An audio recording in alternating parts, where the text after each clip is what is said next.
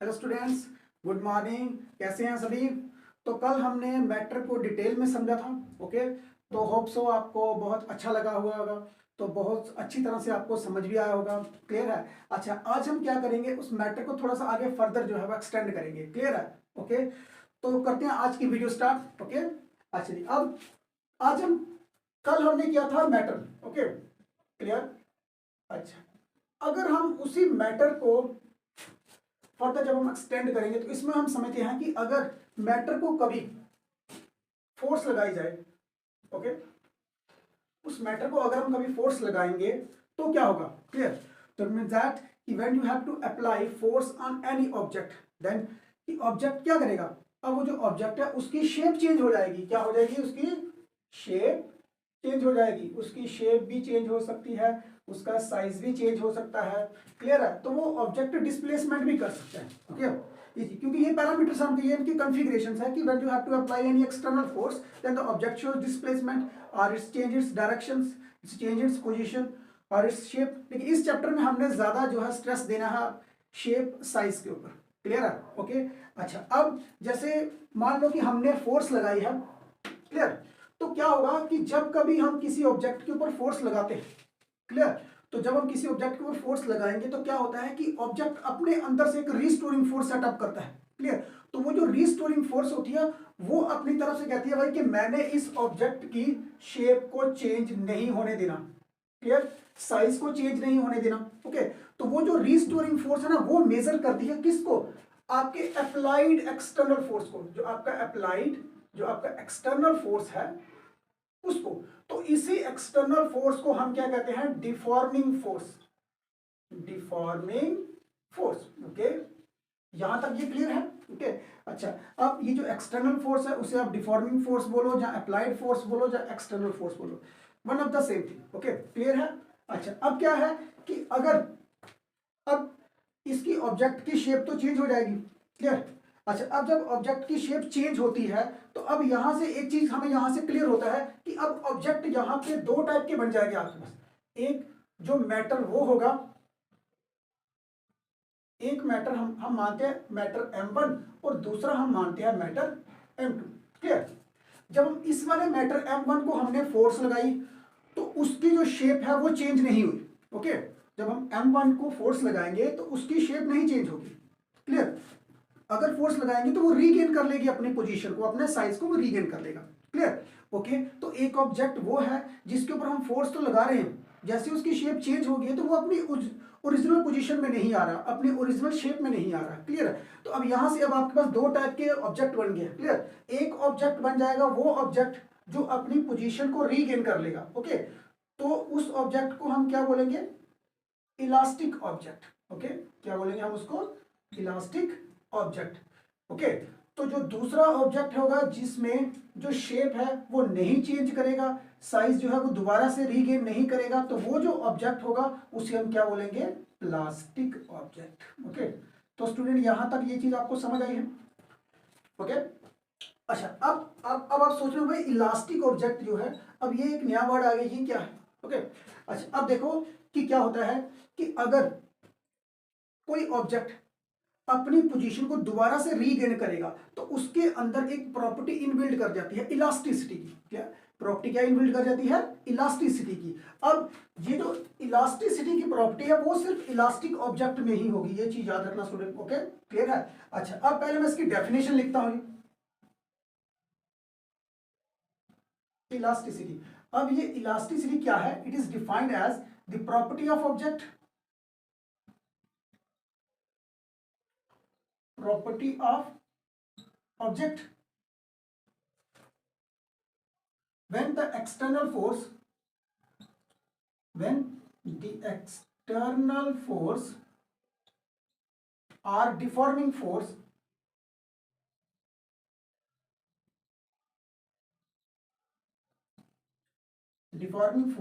is applied on it, here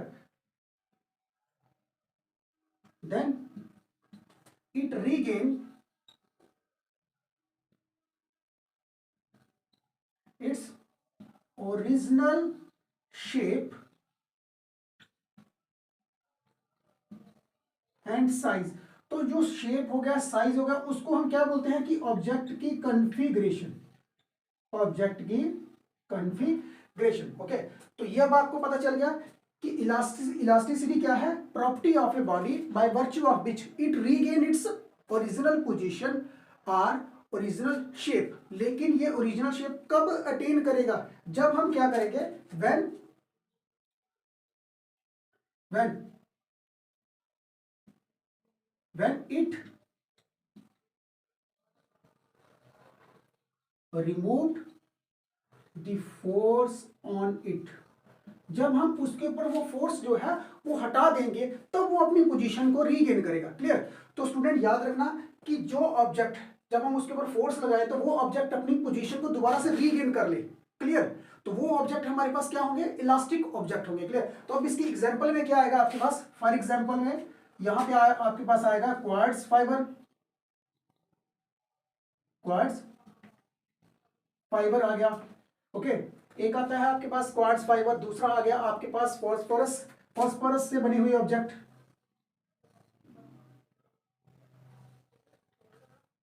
clear.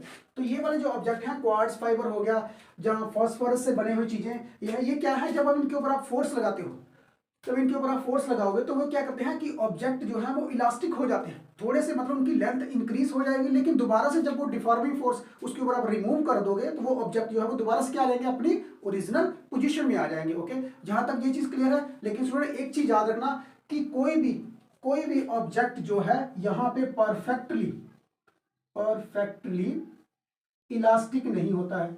एक चीज तो पहले नंबर पे ये सी समझो, परफेक्टली इलास्टिक जो है वो ऑब्जेक्ट नहीं होगा कोई भी। ओके, लेकिन नियरेस्ट अप्रोच होगी उसकी। नियरेस्ट अप्रोच का मीनिंग है कि वो बिल्कुल पास अपनी वो इलास्टिसिटी की प्रॉपर्टी जो है वो शो करेंगे, नियरेस्ट अप्रोच बताएंगे उसके लिए। ओके, नियरेस्ट अप्रोच,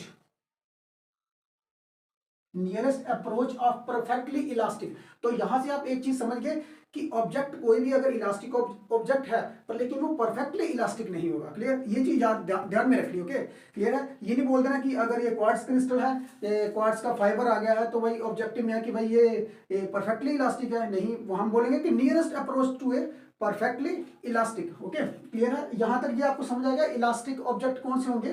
क्लियर है। तो मैं दोबारा से इसको रिपीट कर देता हूं। Elastic object is defined as that objects when the deforming force is acting on it. Clear? Then object shows change its shape or size. When the force is removed, then it regain its original position. वो क्या कर लेंगे, अपने पास original position को क्या करेंगे, regain कर लेंगे। ओके, अच्छा अब देखो, अब नेक्स्ट क्या है आपके पास, सेकंड वन मैटर जो है वो आपका क्या होगा, प्लास्टिक ऑब्जेक्ट। ओके, अच्छा अब देखो कि जो प्लास्टिक ऑब्जेक्ट है, मैंने बताया है कि अगर प्लास्टिक ऑब्जेक्ट के ऊपर अगर आप कोई फोर्स लगाते हो, ओके, तो फोर्स लगाओगे तो उसकी जो है वो शेप चेंज हो जाएगी, साइज चेंज हो जाएगा, तो वो क्या करेगा, वो अपनी पोजीशन तक वापस नहीं आएगा। ओके, पोजीशन में वो अपनी रीगेन नहीं करेगा, रीगेन इट्स ओरिजिनल पोजीशन को नहीं करेगा। ओके, तो क्या होगा कि वो आपके पास क्या हो जाएगा, वो प्लास्टिक ऑब्जेक्ट हो गए। क्लियर। अच्छा अब अगर आप कभी इसकी एग्जांपल लो तो एग्जांपल में स्टूडेंट, जैसे फॉर एग्जांपल में हम कह सकते हैं कि वेट क्ले से बनी हुई कोई भी चीज को जब हम फोर्स लगाए तो क्या होता है, वो अपनी ओरिजिनल पोजीशन में नहीं आता। क्लियर है, ओरिजिनल पोजीशन में नहीं आएगा। अच्छा अब क्ले हो गया, एक होता है आपके पास पैराफिन वैक्स, पैराफिन वैक्स के बने हुए। ओके, जहां फिर हम कह सकते हैं कि पुट्टी के साथ कोई बनी हुई चीजें। क्लियर, ये चीजें ऐसी चीजें हैं जब वो मतलब जब उनके ऊपर आप फोर्स लगा दोगे तो वो अपनी ओरिजिनल पोजीशन में नहीं आएंगे। Okay, clear. तो अब एक चीज ये है कि कोई भी ऑब्जेक्ट जो है वो परफेक्टली प्लास्टिक भी नहीं होता है, परफेक्टली प्लास्टिक भी नहीं होगा। ये भी नियरेस्ट अप्रोच होगी, इसकी भी नियरेस्ट अप्रोच, नियरेस्ट अप्रोच होगी। तो यहां से स्टूडेंट हमने समझ लिया कि अगर हम मैटर के ऊपर फोर्स लगाए, अगर हम मैटर के ऊपर फोर्स लगाते हैं, क्लियर, तो वो क्या होगा कि ऑब्जेक्ट जो है वो दो टाइप के बन जाएंगे, एक इलास्टिक और एक परफेक्ट, एक प्लास्टिक। ओके, पर लेकिन आपने एक चीज याद रखना है कि नोट में कि नियरेस्ट मतलब कोई भी ऑब्जेक्ट जो है वो परफेक्टली ना तो इलास्टिक होता है और ना ही प्लास्टिक होगा। ओके, यहां तक ये चीज क्लियर आ गई आपके पास। ओके, अच्छा अब हम करते हैं नेक्स्ट हमारा, तो नेक्स्ट हमारा टॉपिक कौन सा होगा आपके पास यहाँ पे, स्ट्रेस। Okay, stress. अच्छा अब देखो स्ट्रेस क्या है, हमने बोला वो ऑब्जेक्ट के ऊपर हमने फोर्स लगाई, क्लियर। ऑब्जेक्ट के हमने अब हमने ऑब्जेक्ट के ऊपर फोर्स जो है वो हमने पढ़ लिया कि ऑब्जेक्ट के ऊपर फोर्स लगे तो क्या होगा, चेंज होगी भाई, change in its configuration, clear. अब स्ट्रेस क्या है, स्ट्रेस का मीनिंग भी यही है कि जब आप किसी ऑब्जेक्ट के ऊपर फोर्स लगाओगे, जब भी आप किसी ऑब्जेक्ट के ऊपर फोर्स लगाते हो या तो उस ऑब्जेक्ट के ऊपर जब हम फोर्स लगाएंगे तो क्या होगा, उसके अंदर से भी एक रिस्टोरिंग फोर्स सेटअप होगी, बिल्कुल सेम रिस्टोरिंग फोर्स जो है वो सेटअप होगी उसके अंदर, क्लियर। तो क्या होगा कि रिस्टोरिंग फोर्स तो सेटअप हो रही है एक नंबर, और दूसरे नंबर पे हम देखेंगे कि वो जो फोर्स लग रही है वो किस एरिया के ऊपर लग रही है, कितने एरिया के ऊपर लग रही है, ओके क्लियर है। तो अब यहाँ पे स्ट्रेस का एक चीज तो आप समझ लो कि जब भी कभी फोर्स लगेगी वो परपेंडिकुलर लगेगी, क्या लगेगी, परपेंडिकुलर। अगर फोर्स जो है वो बिल्कुल परपेंडिकुलर लग रही है, ओके, तो वही आपका स्ट्रेस जो है वो क्या बन जाएगा, प्रेशर बन जाएगा। ये चीज भी आपने समझ ली, ओके। देखो मैंने बोला कि when the force is applied on an object, clear, okay. तो ऑब्जेक्ट के ऊपर फोर्स लग रही है तो उसके ऊपर पर यूनिट एरिया के ऊपर लग रही है, ओके, इस वाले एरिया के ऊपर लग रही है तो इसको हम मानते हैं ए, ओके। तो अगर कभी हम देखेंगे कि स्ट्रेस, तो स्ट्रेस जो है, स्ट्रेस फिर क्या आ गया आपके पास, force per unit area, stress क्या आ गया आपके पास, फोर्स पर यूनिट एरिया। अब मैंने बोला कि सिर्फ ओनली फोर्स लग रही है, ओके। तो अगर मैं बोलूंगा कि फोर्स जो है when we have to apply force perpendicularly on the surface, अगर हम फोर्स जो है परपेंडिकुलरली लगाएं, मैं से एग्जांपल दे रहा हूं आपको, ये आपके पास एक ऑब्जेक्ट है, क्लियर, तो मैं इसके ऊपर फोर्स लगा रहा हूं परपेंडिकुलर, क्लियर, ये मैं फोर्स इस साइड लगाऊंगा, तो जब मैं परपेंडिकुलर इसके ऊपर फोर्स लगाऊंगा तो वही मेरे पास जो स्ट्रेस होगा, वही जो स्ट्रेस होगा उसे मैं क्या बोलूंगा, प्रेशर बोलूंगा, okay.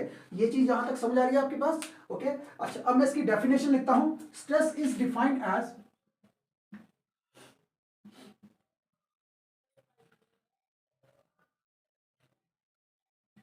ratio of restoring force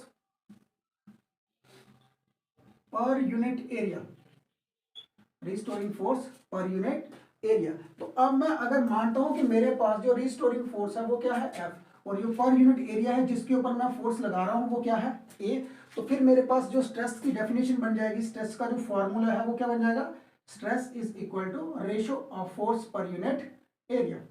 तो स्टूडेंट यहां तक ये आपके पास क्लियर है, ओके। आपने स्ट्रेस की डेफिनेशन भी लिख ली, उसको आगे जो फॉर्मूले में भी बना दी उसको, क्लियर। अच्छा अब उसके हम देखते हैं कि इसके आगे एसआई यूनिट्स क्या निकलते हैं। इसके जो एसआई यूनिट होंगे तो स्टूडेंट फोर्स के यूनिट जो है वो क्या होते हैं, न्यूटन होते हैं, तो एरिया के यूनिट क्या होंगे, मीटर स्क्वायर, तो फिर जो इसके एसआई यूनिट बनेंगे वो क्या बन जाएंगे, न्यूटन पर मीटर स्क्वायर। इसको आगे फर्दर लिखो, न्यूटन मीटर इनवर्स का स्क्वायर, ओके क्लियर है ये चीज। अच्छा अब एक नंबर, अब दूसरे नंबर मैंने आपको बोला था कि यही स्ट्रेस जो है वो प्रेशर भी होता है, पर लेकिन प्रेशर के अपने यूनिट हैं, प्रेशर के जो अपने यूनिट हैं वो क्या है, पास्कल, ओके। प्रेशर के जो अपने यूनिट्स हैं वो क्या है, पास्कल। तो स्टूडेंट यहां से हमें क्या मिल रहा है कि अगर हम इन दोनों चीजों को कंबाइन करें तो क्या मिल रहा है आपके पास कि 1 पास्कल, 1 पास्कल किसके इक्वल में होगा आपके पास, 1 न्यूटन मीटर इनवर्स का स्क्वायर। ये हमारे पास नियम या फॉर्मूला बन गया, ओके। तो अब अगर कभी हम इसको डिफाइन करें कि जो 1 पास्कल जो है वो कितना होता है, 1 पास्कल जो है वो प्रेशर, कितना प्रेशर होगा, ओके। तो देखो कि 1 pascal is defined as that amount of pressure, is defined as that amount of pressure, that amount of pressure is defined as that amount of pressures, clear, on an object when 1 Newton of force is applied on object। कहता है कि 1 Newton जब force, जब आप किसी object के ऊपर 1 Newton force लगाते हो, क्लियर, और कितने कितने एरिया के ऊपर लगाओगे, एरिया कितना होना चाहिए, 1 मीटर स्क्वायर का होना चाहिए। अगर किसी ऑब्जेक्ट के 1 मीटर स्क्वायर के एरिया के ऊपर 1 न्यूटन फोर्स लगे तो हम बोलेंगे उस ऑब्जेक्ट को, उस ऑब्जेक्ट के ऊपर जो फोर्स लग रही है, क्लियर, तो वो कितना प्रेशर हो, वो जो जितना भी 1 न्यूटन पर मीटर स्क्वायर का जो स्ट्रेस पड़ रहा है वो स्ट्रेस आपका कितना हो जाएगा, 1 पास्कल होगा, ओके। तो मैं स्टूडेंट इसको दोबारा से रिपीट कर देता हूँ, 1 pascal is defined as that amount of pressure in which when 1 newton of force, 1 newton of force is applied perpendicularly on the surface of an object, of area 1 meter square, then that pressure is known as 1 pascal. Okay, यहां तक ये चीज clear आ गई. That pressure is known as 1 pascal. Okay, clear है. अच्छा, उसके बाद देखो कि यहां पे, अच्छा यहां तक ये चीज क्लियर होगी आपके पास. ओके, अच्छा जी, अब नेक्स्ट चलते हैं. इसके बाद प्रेशर हो गया आपके पास, स्ट्रेस बन गया आपके पास, उसके बाद होता है आपका, हाँ जी, क्वांटिटी बताएंगे हमने. अब स्ट्रेस जो है वो क्या है स्टूडेंट? स्ट्रेस जो है वो आपके पास होती है स्केलर क्वांटिटी. स्ट्रेस क्या होती है? Scalar quantity. ओके, स्ट्रेस क्या है? Scalar quantity. अच्छा, उसके बाद देखो यहां पे अगर मैं इसका डायमेंशनल फार्मूला निकालूंगा, डायमेंशनल फार्मूला, तो स्टूडेंट सबसे पहले नंबर पे देखो जो स्ट्रेस है वो किसके इक्वल में आ रही है? आपका फोर्स पर यूनिट एरिया. तो फोर्स के यूनिट क्या है? फोर्स के यूनिट होते हैं, वो होते हैं आपके पास न्यूटन पर मीटर स्क्वायर. तो न्यूटन को अगर हम देखें तो न्यूटन के अपना फार्मूला जो है वो क्या बन जाएगा आपको यहाँ पे? M L T minus two. तो मीटर स्क्वायर है, तो मीटर स्क्वायर जब ऊपर जाएगा तो एल का क्या बन गया आपके पास? -2. तो यहाँ पे देखो एम एल 1 है, तो यहाँ पे -2 आ गया. और टी कितना बन गया आपके पास यहाँ पे? -2. इनको पूरा क्लोज करो तो कितना बन जाएगा आपके पास? एम एल -1 और टी -2. ओके, तो ये बन गया स्टूडेंट आपके पास किसका? स्ट्रेस का और प्रेशर का डायमेंशनल फॉर्मूला. ओके, यहां तक स्टूडेंट ये चीज क्लियर है आपके पास? ओके,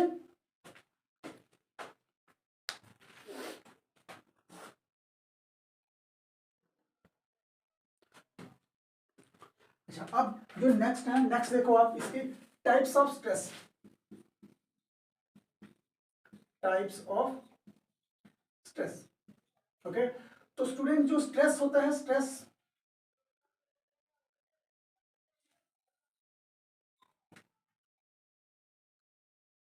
अब देखते हैं कि जो स्ट्रेस होता है, स्ट्रेस आपका कितना होता है? Stress is of 3 types. Clear? तो स्ट्रेस कितना होगा आपके पास? स्ट्रेस इज सब डिवाइडेड इनटू 3 टाइप्स. ओके, तो फर्स्ट जो होगा वो क्या होगा आपके पास? फर्स्ट होगा आपके पास नॉर्मल स्ट्रेस. Normal stress. दूसरा हो गया आपके पास, second one is tangential stress.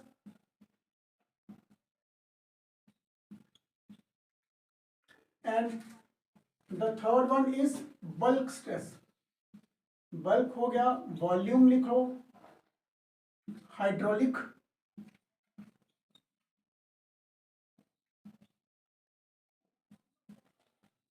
Clear है? ये चीज यहां तक समझ आया? स्ट्रेस इज सब divided into 3 types. Okay, first one is normal stress and second one is tangential stress. Tangential stress को स्टूडेंट दूसरा नाम है इसका शेयरिंग स्ट्रेस. Sharing stress. यहां तक ये क्लियर है? And the third one is bulk, volume और हाइड्रोलिक स्ट्रेस. ओके, यहां तक ये चीज क्लियर है? अच्छा, अब अगर हम कभी देखें नॉर्मल स्ट्रेस, सबसे पहले हम बात करते हैं नॉर्मल स्ट्रेस की तरफ. क्लियर? तो नॉर्मल स्ट्रेस जो है वो आगे फर्दर खुद डिवाइड हुआ है, फर्दर सब डिवाइडेड इनटू 2 टाइप्स. क्लियर? तो उसका जो पहला होता है tensile stress. Tensile stress. And the second one is compressive. Compressive stress. यहां तक ये चीज क्लियर है? अच्छा जी, अब स्टूडेंट करते हैं हम सबसे पहले नंबर पे. देखो नॉर्मल स्ट्रेस जो है उसकी डेफिनेशन भी वही होगी कि जो स्ट्रेस की डेफिनेशन है, when we have to apply force on perpendicularly on the surface of the object. फर्क सिर्फ यहाँ पे है, ये है कि इस बार जो यहाँ पे जो फोर्स लगेगी, इस बार इसके ऊपर जो फोर्स अप्लाइड होगी, जो हम अप्लाइड करेंगे फोर्स, वो क्या होगी? परपेंडिकुलर होगी. वो क्या होगी? परपेंडिकुलर एक्ट करेगी. क्लियर? ओके, तो ये चीज समझ आ गई आपके पास कि परपेंडिकुलर जो है वो फोर्स एक्ट करेगी. अच्छा, अब सबसे पहले हम स्टार्ट करते हैं यहाँ पे टेंशियल स्ट्रेस क्या होता है. Tensile stress. ओके, ये इसका एक पार्ट हो गया और दूसरा पार्ट है इसका कंप्रेसिव. Compressive stress.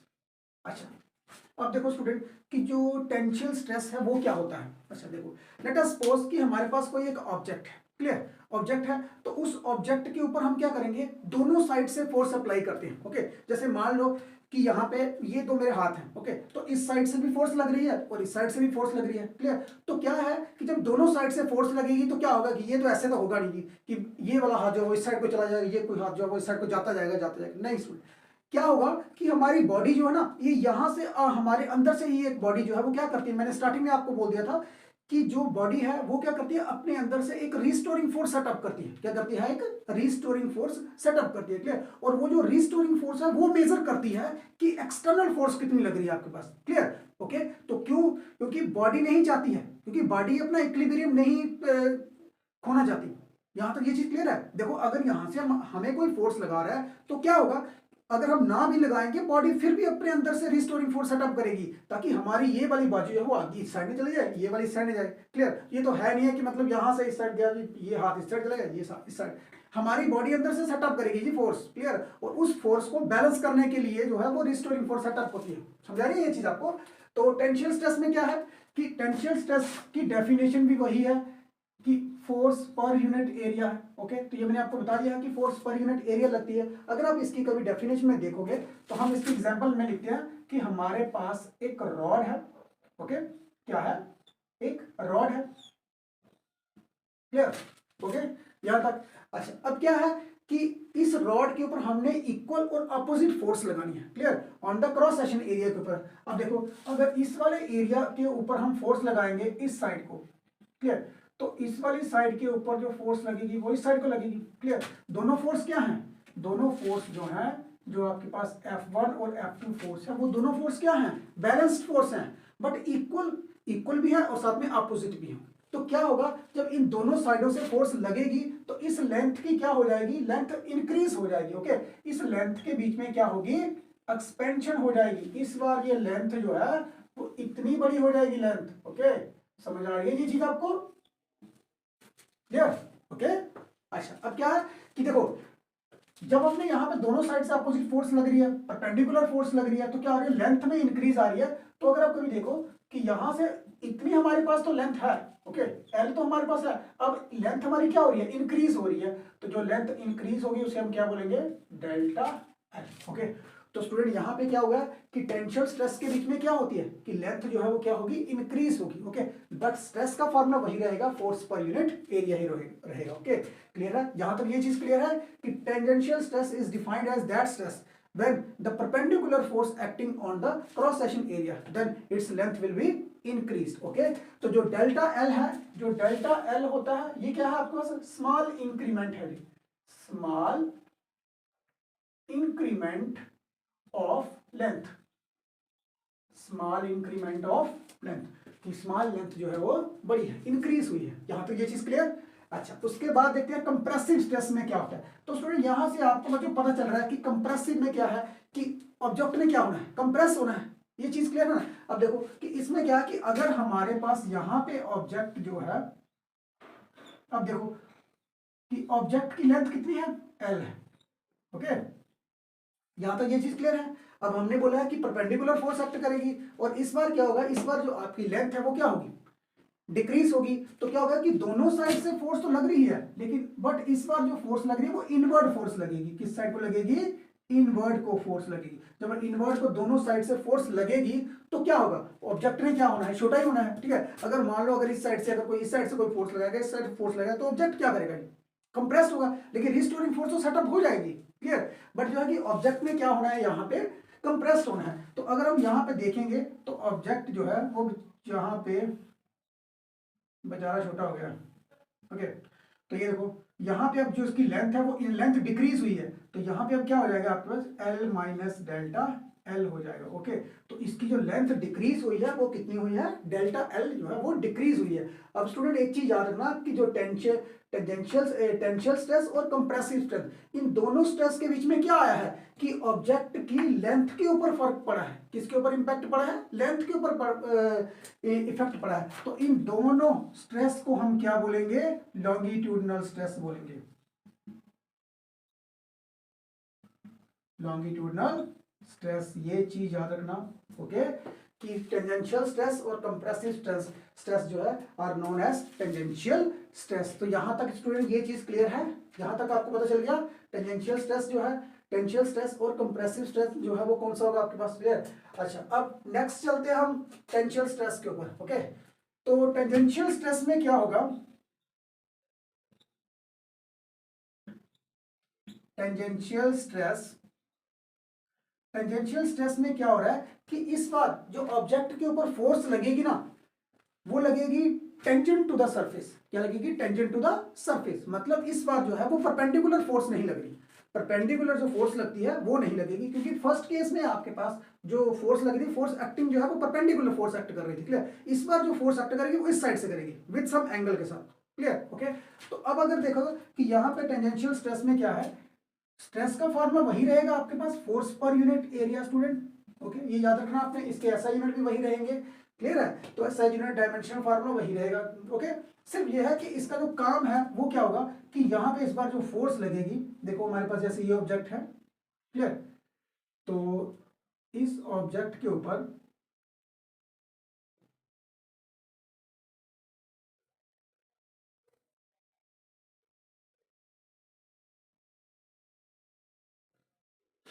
देखो हमने यहाँ पे क्या रखा है, क्यूबाइड रखा हुआ है, ओके, क्लियर है।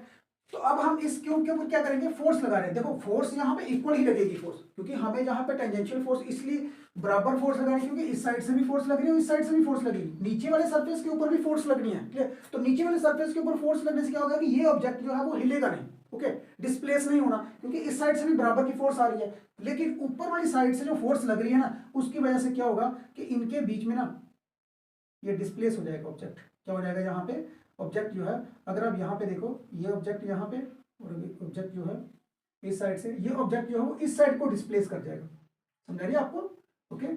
इस साइड को जो ऑब्जेक्ट जो है वो डिस्प्लेस कर जाएगा आपका ऑब्जेक्ट, क्लियर। मतलब अगर कभी आप देखो कि कोई भी एक ऐसा बॉक्स, कोई मैच बॉक्स ले लो, मैच बॉक्स के ऊपर जब आप फोर्स लगाओगे तो क्या होगा कि मैच बॉक्स का जो एक एक जो सरफेस होगा वो तो नीचे रहेगा, तो दूसरा क्या हो जाएगा, वो डिस्प्लेस हो जाएगा, आगे हो जाएगा, ओके। तो that becomes to be a tangential stress. क्यों, क्योंकि उसके ऊपर फोर्स जो है वो परपेंडिकुलर फोर्स नहीं लग रहा। अगर स्टूडेंट परपेंडिकुलर फोर्स लगता तो उसमें डिस्प्लेस ही नहीं होना, क्लियर है। ये चीज याद रखना कि जब भी परपेंडिकुलर फोर्स किसी ऑब्जेक्ट के ऊपर लगती है तो object shows no displacement, okay, ये चीज याद रखना, ओके। तो फोर्स लग रही है tangent to the surface, okay.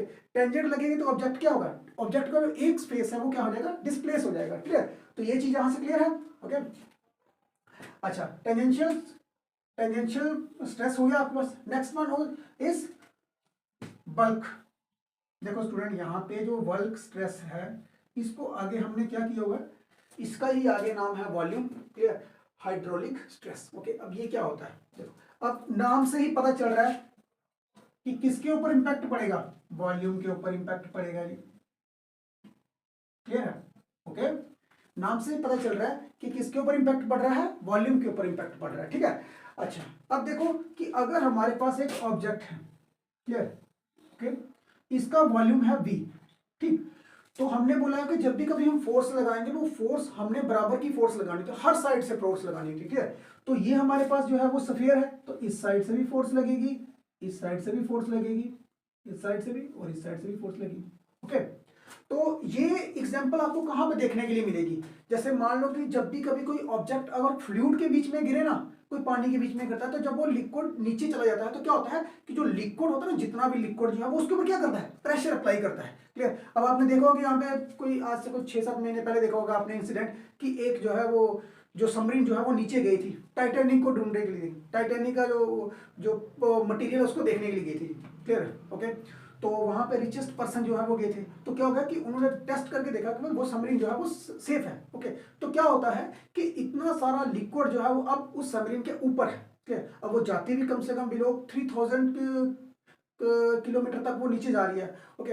तो क्या हो रहा है यहाँ पे कि लिक्विड, इतना सारा लिक्विड जो है वो उसके ऊपर प्रेशर जो है वो लगा रहा है, ओके। इस साइड से प्रेशर लगाएगा, इस साइड से लगेगा, तो क्या होगा, वो ऑब्जेक्ट क्या कर रहा है, वो कोई ऑब्जेक्ट जो है वो ब्लास्ट नहीं हुआ था, वो ऑब्जेक्ट जो है वो कंप्रेस्ड हो गया था, क्लियर। वो इतना कंप्रेस्ड हो चुका था, मतलब बिल्कुल एक दूसरे के साथ बिल्कुल उसका सरफेस जो है वो जुड़ चुका था, ओके।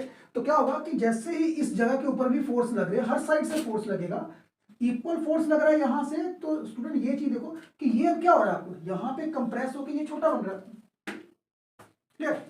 ऐसे ही पनडुब्बी का भी यही काम होता है। ओके, अच्छा देखो, जब यहाँ से जब जैसे यहाँ पे लगेगी फोर्स तो क्या होगा, इतना सारा वॉल्यूम मिल के अब ये छोटा सा वॉल्यूम बन गया। ओके, तो अगर हम इसको v रखते हैं तो इसका वॉल्यूम हम रख लेते हैं v नॉट। ओके, तो अब देखो कि ये v नॉट वॉल्यूम कितना है भाई, अगर आप देखो कि v नॉट जो है, v naught volume is equal to, अगर देखो तो ये आपके पास क्या है, v में से आप डेल्टा v को माइनस कर दो, क्लियर। v में से आप डेल्टा v को माइनस कर दो, that becomes to be v naught. Okay, clear है। तो यहां तक आज स्टूडेंट, आज पूरा का पूरा जितना भी स्ट्रेस का टॉपिक है, मैटर के ऊपर जो फोर्स लगती है, वो सारा हमने आज सारा क्लियर कर दिया। ओके, तो होप सो कि आपको बहुत अच्छी तरह से समझ आया होगा। ओके, अगर कोई भी डाउट होता है तो वो सेंड कर दो, ग्रुप भी बनाए हुए हैं व्हाट्सएप के ऊपर, क्लियर है। तो जहाँ कमेंट्स में आप सेंड कर दो, क्लियर। तो मैं उस डाउट को कोशिश करूंगा सॉल्व करने की, जितना हो सकेगा हम जो है वो सिलेबस जो है वो कवर करेंगे, जितना डीपली हो सकेगा। मेरी तरफ से कोई भी किसी साइड से भी कोई कमी नहीं रहेगी। ओके स्टूडेंट, अच्छा अब हमने देख लिया कि आज हमने देखा कि हमने एक ऑब्जेक्ट के ऊपर, मैटर के ऊपर हमने फोर्स भी लगाया। ओके, तो उसमें आगे वो डिफॉर्म भी हुआ, क्लियर। तो डिफॉर्म होने के बाद वो इलास्टिक ऑब्जेक्ट भी बनता है और प्लास्टिक भी बनता है, क्लियर। तो उसके बाद क्या है कि ना तो कोई भी ऑब्जेक्ट जो है वो परफेक्टली प्लास्टिक होता है और ना ही कोई परफेक्टली इलास्टिक होता है। फिर उसके बाद हमने देखा कि अगर कोई फोर्स जो है वो बिल्कुल परपेंडिकुलर लगती है तो that becomes to be stress. Okay, फिर हमने स्ट्रेस को भी डिटेल में किया। तो स्ट्रेस के आगे डिफरेंट टाइप्स ऑफ स्ट्रेस भी कर लिए, क्लियर।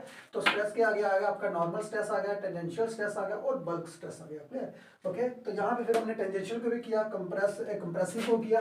तो हमने पूरा आज ये टॉपिक जो है वो जितना भी है सारा कवर अप कर लिया। ओके, होप सो कि आपको बहुत ज़्यादा समझ आया होगा, क्लियर। तो अगर आपके पास कोई लगता है कोई डाउट है तो please send me, okay, without any hesitation. Okay, clear. तो स्टूडेंट जितना हो सकता है इस वीडियो को शेयर करो, ओके, शेयर करो, सब्सक्राइब करो और सेंड करो अपने दोस्तों को जहां तक भी हो सकता है, क्योंकि ये जो है किसी ना किसी की कोई ना कोई हेल्प जरूर करे। Okay, thank you for this. Okay.